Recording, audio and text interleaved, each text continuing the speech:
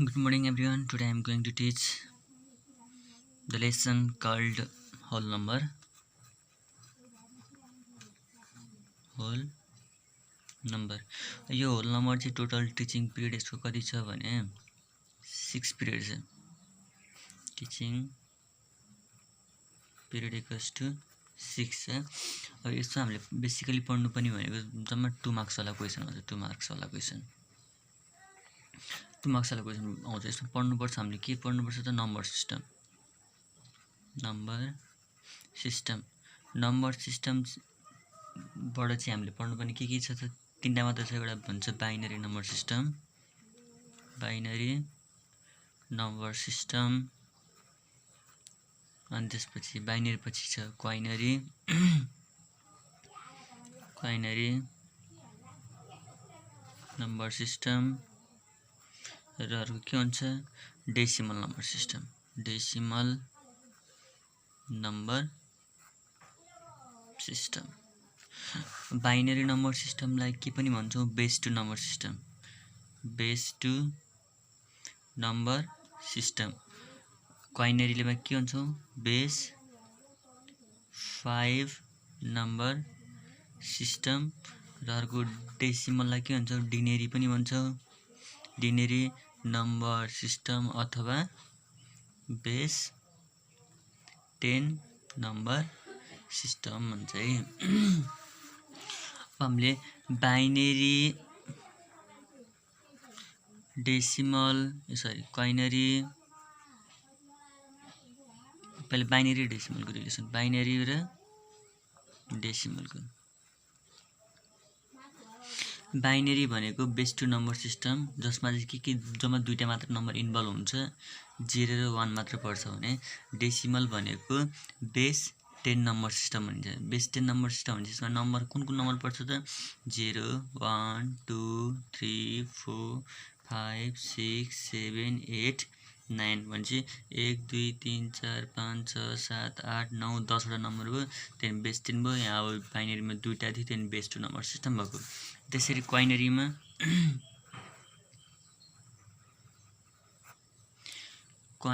कति हुन्छ यसलाई भन्छ बेस 5 नम्बर सिस्टम. यसमा नम्बर इन्भल्भ हुन्छ 0 देखि 4 सम्म. 0 1 2 3 4 गर्दा 1 2 3 4 5 वटा इलिमेन्ट भएर यसलाई चाहिँ क्वाइनरी नम्बर सिस्टम भनेको. अब हामीले बाइनरीबाट binary to decimal. Binary to decimal. Binary भनेको टु डेसिमल भनेको बेस 10 नम्बर सिस्टम छ. अब सानोबाट ठुलोमा लाँदाखेरि सधैँ के गर्नुपर्छ हामीले सानोबाट ठुलोमा लाँदाखेरि सधैँ के गर्नुपर्छ मल्टिप्लाई गर्नुपर्छ. अब बाइनरीबाट डेसिमलमा कन्भर्ट गर्दाखेरि हामीले के गर्नुपर्छ मल्टिप्लाई बाइ 2 गर्नुपर्छ. तर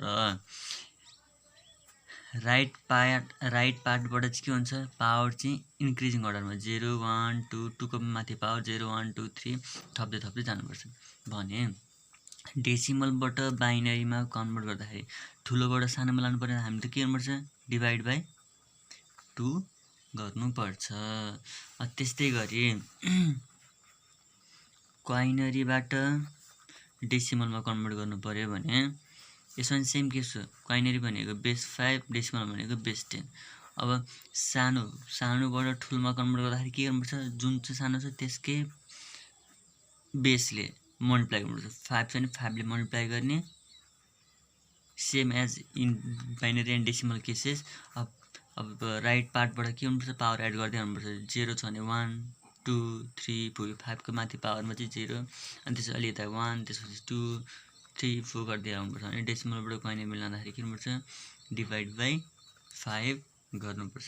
एउटा सोध्यो भने कि त्यस्तो कन्भर्जन सोध्छ नत्र सिम्पली बाइनरी डेसिमल वाला के जस्तै 1 0 1 1 2 यो भनेको बाइनरीको भयो प्लस 1 0 1 1 1 1 1 2 माइनस 1 0 1 0. अब यस्तोको चाहिँ के गर्न सोध्छ सिम्प्लिफाई गर्न सोधिन्छ सिम्पली है. अब हामी इक्जाम्पलतिर जाउँ. इक्जाम्पलतिर फर्स्टको इक्जाम्पल के दिन्छु म त डेसिमल बाट बाइनरीमा कन्भर्ट गर्ने दिन्छु है त। बाइनरी 1 नम्बरमा convert 110101 base 2 into decimal next in the solution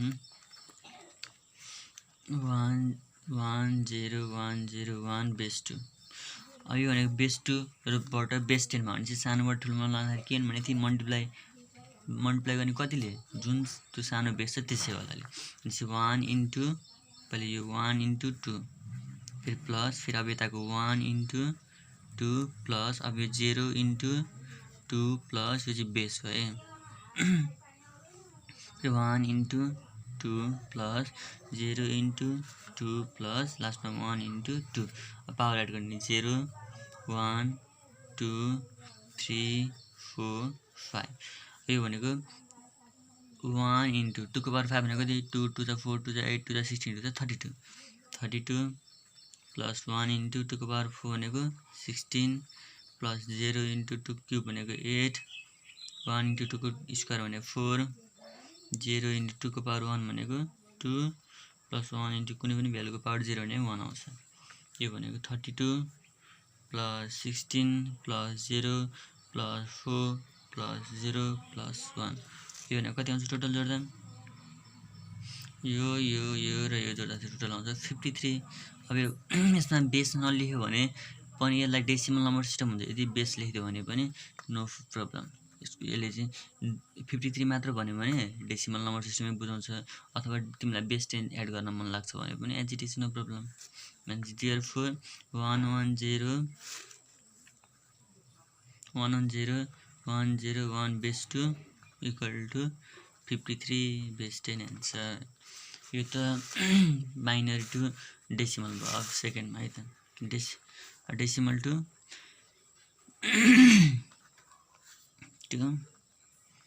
binary अब के हुन्छ convert 325 into binary number 300 solution 325 के हो त्यो डेसिमल नम्बर सिस्टम हो कुनै पनि बेस लाइन हो भने त्यो बुझ्ने डेसिमल नम्बर सिस्टम हुन्छ 325 डिवाइड गर्ने केले 2 ले डिवाइड गर्ने 2 1 जा 2 क्यारी गयो 1 12 हुन्छ 2 6 जा 12 2 2 जा 4 and 6 1 बक्स बस्यो फिर 2 8 जा 16 1 को 2 1 जा 2 0 रिमाइन्डर 2 4 जा 8 2 0 जा 0 1 बस्यो 2 20 जा 40 0 2 10 जा 20 0 2 5 जा 10 0 2 2 जा 4 रिमाइन्डर बस्यो 1 2 1 जा 2 0 and therefore 325 base 10 equal to 10 10 00 10 1 base 2 answer ये वो बाइनरी डेसिमल टु अब हामीले पढ्नु छ के त भन्दा थर्ड नम्बरमा क्वाइनरी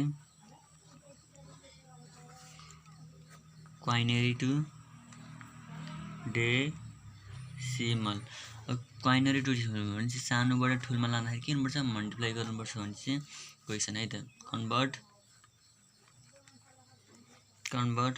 1 2 3 4 बेस 5 इन्टु डेसिमल डेसिमलमा कन्भर्ट गर्दाखेरि डेसिमल कन्भर्ट गर्दाखेरि के हुन्छ क्वेसन बेसपछि solution 1 2 3 4 base 5 equals to 1 into 5 यसमा सानोबाट भने चाहिँ जुन बेस छ त्यसरी मल्टिप्लाई गर्ने plus 2 into 5 plus 3 into 5 plus 4 into 5 power ascending अर्डरमा 0 1 2 3 भनेपछि 1 2 को पावर 5 5 को पावर 3 भनेको 3 5 इन्टु 5 इन्टु 5 गर्दा 1 25 plus 2 into 5 square 5 is 25 plus 3 into 5 power 1 भने 5 plus 4 into 5 को पावर कुनै पनि भ्यालु पावर 0 नै 1 हुन्छ। 125 plus यो दुईटा मल्टिप्लाई गर्दा कति आउँछ 50 plus 5 3 15 plus 4 आउँछ 4 यो सबै एड गर्दाखेरि कति आउँछ 194 बेस 10 भनेपछि therefore 1 2 3 4 base 5 equals to 194 base 10 is the required answer। यो त भयो कन्भर्ट क्वाइनरी टु डेसिमल। अब हामीले के गर्नुपर्छ फेरि अर्को 4 मा डेसिमल टु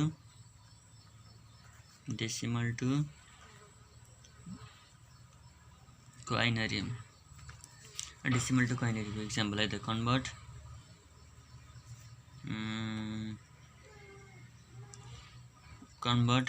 1456 base 10 into